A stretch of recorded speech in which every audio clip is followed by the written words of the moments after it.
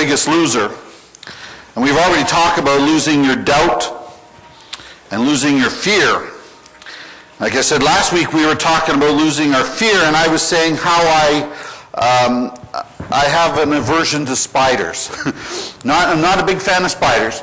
And so Joel found this video, and we actually figured out how to do it. So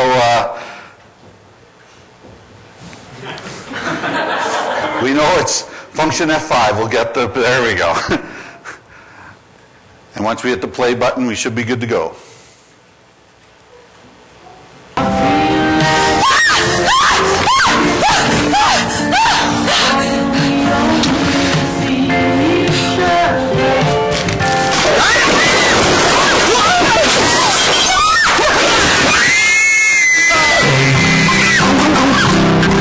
Seven flavors, no surprises. Mentos Rainbow.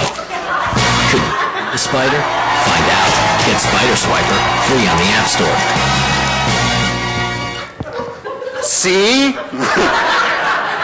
I said last week that I was afraid of that.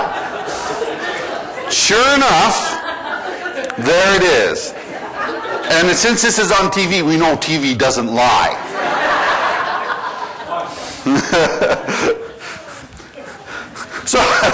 So that's losing our fear. Man, I got goosebumps here.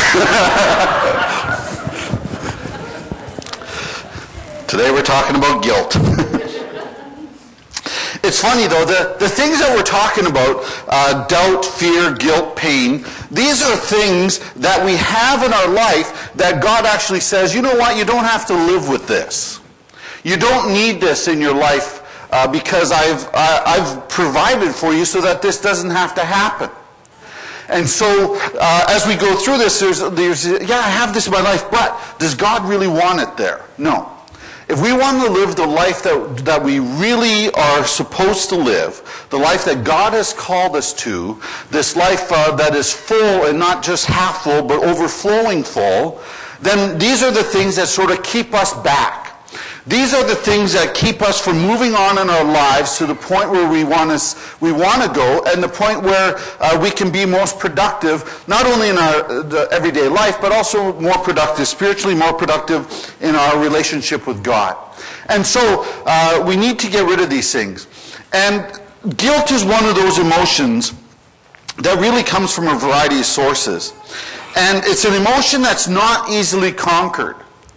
If anybody here, and all of us have dealt with guilt, maybe some of you are dealing with guilt right now, it's this bitter stream that can begin with failure or sin or abuse or harsh words or mistakes or accidents and a whole lot of other issues. And it just sort of weighs down on us. And it's like it's this feeling in our gut that's peppered with anger and shame and bitterness and loss and sin and helplessness and so many other elements. And so today I want us to look at three things in this passage that we read today from Psalm 51 about losing our guilt. And right off the bat, I mean, losing our guilt requires 3 R's. If you have your programs, your sermon notes are in there. You can write it down. For those of you who are part of core groups, if you have any questions or anything else like that, anything that sort of comes up that you want to discuss with your group, just always write it on the back and take it with you to your core group. But losing our guilt requires 3 R's. Excuse me. I have to say that I'm not a big fan of sermons that use, here are the points, and all of them have the same letter. I'm really not a big fan of that. It just so happens that this is the way this one worked out. Because I find sometimes pastors will do that, but they really force it. And it's like, that doesn't make sense. But it started with a P, so it's good. But these are the 3 R's that we need that in order to get rid of our guilt. So if you're ready to go, let's look at these 3 R's. Excuse me. First one is this. If we're going to get rid of our guilt, the first thing we have to do is realize. We have to realize. Well, what do we have to realize? When we read Psalm 51, David begins by realizing the source of his guilt. And he comes to the point where he says, have mercy on me, O God, according to your unfailing love, according to your great compassion, blot out my transgressions. Wash away from me all my iniquity and cleanse me from my sin. So David has this understanding that there's something wrong. What we didn't read was what prompted David to write this. If you want to find out why David wrote this, you have to go back to 2 Samuel chapter 11 and chapter 12. In chapter 11, David, who wrote this psalm, was at home. He sent his army out. He stayed home.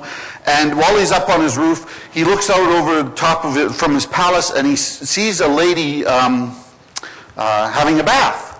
And he goes, wow, now that's someone I wouldn't mind hooking up with. And so he does, and surprise, surprise, she becomes pregnant. Now, she is a married woman. And actually her husband, Uriah, is a general in David's army. So David says, how can I get out of this situation? I think what I'll do is I'll bring Uriah back, get him drunk and stuff. He'll go home, bada bing, bada boom, no worries for me. He'll think the baby's his.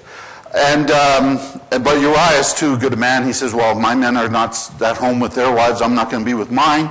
And it was a big problem. So David says, okay, that didn't work. What I'm going to do now is we're going to have the army push forward. And once they're right up in the front lines with everybody and Uriah is leading the charge, everybody else run away and just leave Uriah there. And that's what happens. Uriah dies. And then David takes Bathsheba for his own wife, and they have the baby. What happens is God's not happy with that. And so God sends a man by the name of Nathan to David. And he says, I want you to tell David, about his sins. And Nathan's going, oh, this is not going to be good. I have to go tell the king that what he did was wrong. I mean, I can die for this. But he does it anyway, and he does it in such a fascinating way.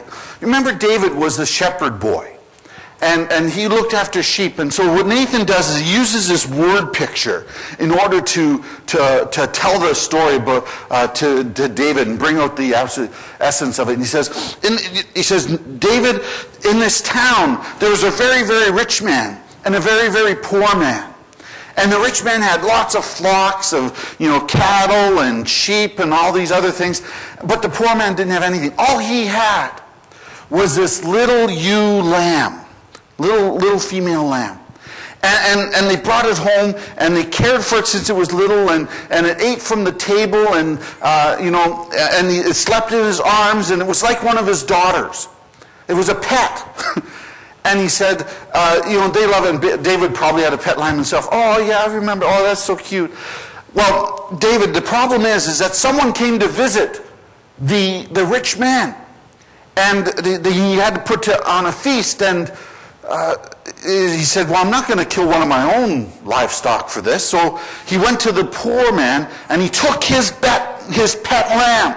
And he killed it, and he fed it to the... And what do you think of that, David? And David goes, bring that guy here. Like, that's it. He's done for. That's unexcusable, and he has to die. And then Nathan says, David, that was you.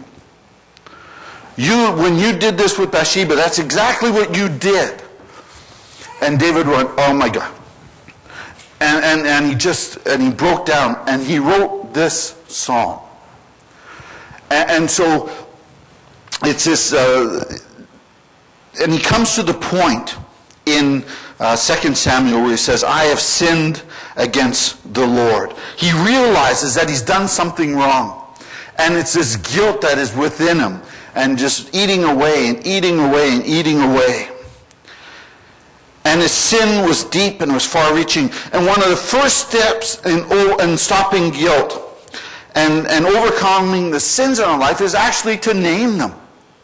Realize that I have done something wrong. I am feeling this way because I have done something wrong. And so once I name those things, then